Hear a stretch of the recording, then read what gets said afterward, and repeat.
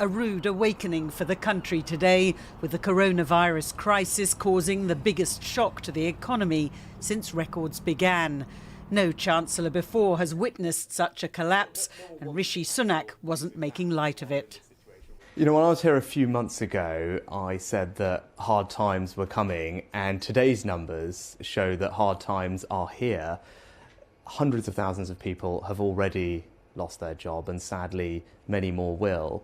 But what I want people to know is that although difficult decisions lie ahead, we will get through this. You're going to have to extend the furlough scheme, aren't you? No, in fact, I've spoken about this being one of the most difficult decisions I've had to make. It's not that there's no support, and it's important people remember that, but we shouldn't pretend that it will always be possible for people to go back to the job they had. And in those situations, it's more important that we focus on providing with people with fresh opportunity. Do you accept that mixed messaging on coronavirus from the government, for example on masks, is part of the problem? People are scared. They don't want to go back into the office. Your point about anxiety and confidence is a fair one, but people will see the new normal as a safe normal, and they can return to doing the things they love. But this card shop chain hasn't found people very reassured. Hardly anyone's visiting their stores, and they fear happier times do not lie ahead.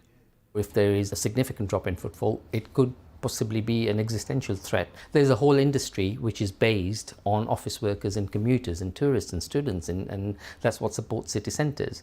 Now, if those people are not there, then it doesn't help. While there were signs of growth in June, the lockdown may have caused permanent damage to some sectors. A rapid recovery looks unlikely, says this economist.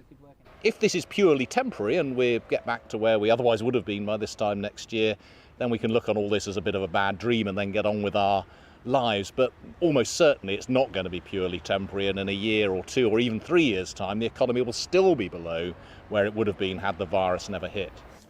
Labour say a downturn of this magnitude wasn't inevitable. We now find ourselves in a double whammy. We've got one of the worst death rates across Europe, and now we're going to have one of the worst recessions. So serious questions have to be asked about the strategy the government is adopting here. The United Kingdom should not be in this position. But it is, and the job losses may have only just begun. Libby Vina, ITV News, Westminster.